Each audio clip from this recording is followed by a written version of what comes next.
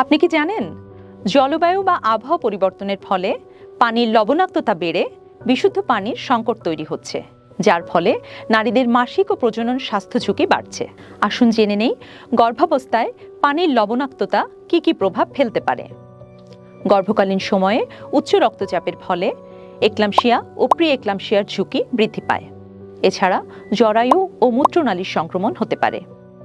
গর্ভপাত ও অপরিণত শিশু জন্মের ঝুঁকি বৃদ্ধি পায়। তাই সুরক্ষিত থাকতে নিরাপদ পানি পান করুন, গর্ভকালীন সময়ে নিয়মিত স্বাস্থ্য পরীক্ষা করান। এছাড়া উচ্চ রক্তচাপের সঙ্গে মাথা ব্যথা, চোখে ঝাপসা দেখা, খিঁচুনি, হাতে পায়ে পানি আসার মতো প্রি এক্লাম্পসিয়া বা এক্লাম্পসিয়ার লক্ষণসমূহ দেখা দিলে দ্রুত চিকিৎসকের পরামর্শ নিন। কিশোর কিশোরীদের স্বাস্থ্যেও লবণাক্ত পানির প্রভাব পড়ে, যেমন নানা ধরনের চর্মরোগ দেখা দিতে পারে, ডায়রিয়া, আমাশয় ও হজমজনিত সমস্যা দেখা দিতে পারে। জরায়ু ও মূত্রনালীর সংক্রমণের ঝুঁকি বাড়ে। এছাড়া দীর্ঘমেয়াদী মাসিক ও জরায়ুর সমস্যার কারণে বন্ধ্যাত্বের ঝুঁকি বাড়তে পারে।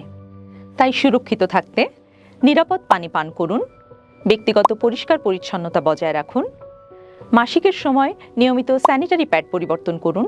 এছাড়া চিকিৎসকের পরামর্শ ব্যতীত জন্ম নিয়ন্ত্রণ বড়ি খাওয়া থেকে বিরত থাকুন।